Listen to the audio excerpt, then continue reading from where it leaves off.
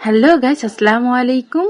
Welcome back to my channel simple life with Sabina. আশা করি সবাই ভালো আছেন, সুস্থ আছেন এবং আপনাদের দোয়ায় আল্লাহর রহমতে আমরাও খুব ভালো আছি। আপনাদের সাথে শেয়ার করতে চলে এলাম আমার একটা রেগুলার ডেইলি ব্লগ।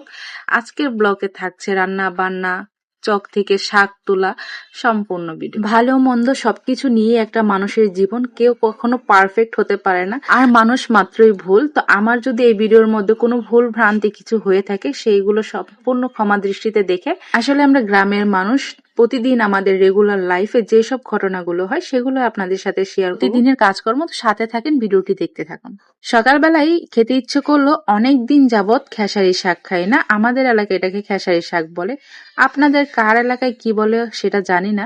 খেসারি শাক খেতে এসে দেখি অনেক মিষ্টি কুমড়া ধরেছে, কারণ খেসারি শাক আর মিষ্টি কুমড়া একসাথেই বোনা হয়েছে। এটা গরুরও একটা ঘাস, ঘাসের উপরের অংশ মানে ডগার অংশগুলো অনেকে শাক হিসাবে খাই। এগুলো কিন্তু বিক্রিও করা হয়। আগার যে নরম অংশটুক থাকে সেইটুকুই আমরা ভাজি করে খেয়ে থাকি। শাকটা খুবই মজা লাগে, আর যে নিচের শক্ত অংশটা থাকে সেটা গরুকে খাওয়ানো হয়। এরপর এই তো সব কাটাকুটি করে রান্নাঘরে চলে এলাম। রান্না করব যেহেতু লাকড়ি চুলায়, সবকিছু গুছিয়ে বসে রান্না করলে রান্না করতে সুবিধা হয়। এখানে আমি লাকড়ি জ্বালিয়ে দিচ্ছিলাম।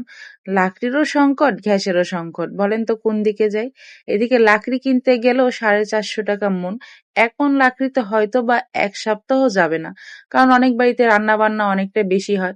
সব বাড়িতে তো রান্না বান্না একরকম না, আর প্রতিদিনের রান্না বান্নাও একরকম না। এক একদিন বেশি রান্না, এক একদিন কম রান্না, সেইভাবে লাকড়িটাও বোধহয় পড়ছে না। আর এখন গ্যাসের দাম বাড়ার সাথে সাথে লাকড়ির দামটাও লোক বাড়িয়ে দিয়েছে, কারণ তারা ভাবছে গ্যাসের দাম যেহেতু বেশি, লাকড়ি দিয়ে তো রান্না করে খাবি, তো লাকড়ির দামও বাড়িয়ে দিই।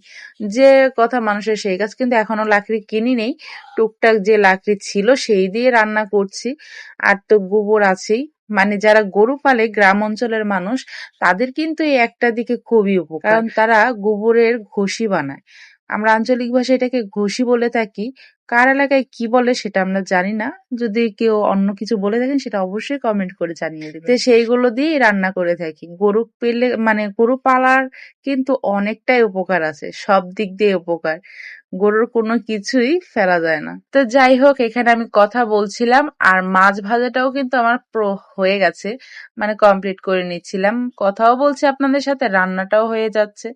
আর আজকে আমি রান্না করছি কার্ফু মাছ। কার্ফু মাছটা কিন্তু অতটাও ভালো লাগে না, তারপরও এনেছে, মানে টাটকা একদম বিলের মাছ, তার জন্য মানে রান্নাটা করছি। এমনিতে কার্ফু মাছ আমাদের তেমন একটা পছন্দ না। আর এখানে মিষ্টি কুমড়ো ফুল ভাজছিলাম। এখানে কিন্তু আমি ময়দা দিয়ে, তারপর কর্নফ্লাওয়ার দিয়ে একটা গোলা বানিয়েছিলাম, সেটা দিয়েই মচমচে করে ফুলগুলো ভেজে নিচ্ছিলাম। এই ফুলের ভাজিটা কিন্তু শুধু খেতেও ভালো লাগে। আর এই শাকগুলো কুচি কুচি করে কেটে নিয়েছি। এই শাক কাটতে গেলে কিন্তু হাতের অবস্থা একদম বেহাল হয়ে যায়, কারণ একদম কুচি কুচি হয়ে যায় আঙুলগুলো। আমার হাতের তো একদম বেহাল অবস্থা হয়ে গেছিল, একদম আঙুল কেটে মানে একদম কেমন যেন হয়ে গেছিল। তো যাই হোক, সবকিছুই করতে হবে যতই কষ্ট হোক। মা হিসাবে কিন্তু একটা নারী সবকিছুই করতে পারে, তার যতটাই কষ্ট হোক না কেন। একটা সংসারের জন্য সারাটা জীবন সে করেই যায়, কিন্তু দিন শেষে তার কি শুনতে হয়, তুমি কি করেছো বা তুমি কি করো, কি কাজ আছে। তো যাই হোক, কথা বলতে বলতে এখানে কিন্তু আমি পেঁয়াজ কাঁচামরিচটা ভেজে মশলাও কষিয়ে নিয়েছি, তারপরে লাউটা দিয়ে দিলাম। লাউটাও কিন্তু একদম টাটকা গাছ থেকে পেড়ে আনা ফ্রেশ লাউ, একদম নরম হয়ে গেছিল। তরকারিটা খেতে কিন্তু খুব ভালো হয়েছিল।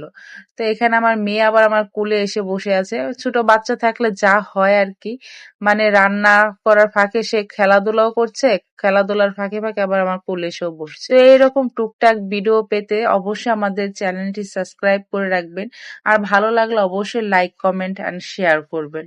জানি না কেমন লাগলো আপনাদের কাছে, তো অবশ্যই কিন্তু কমেন্ট করে জানাবেন। যদি ভালো লাগে ভালো কমেন্ট করবেন, খারাপ লাগলে সেই মতামতটা অবশ্যই জানাবেন। অনেক কথাই বললাম, তো কথা বলতে বলতে এদিকে আমার তরকারিটাও হয়ে গেছে। তরকারিটা আমি নামিয়ে নেবো, ধনেপাতা দিয়ে দিয়েছি। তো এই তো ছিল আমার আজকের টুকিটাকি ভিডিও। সবাই ভালো থাকবেন, সুস্থ থাকবেন, আল্লাহ হাফেজ।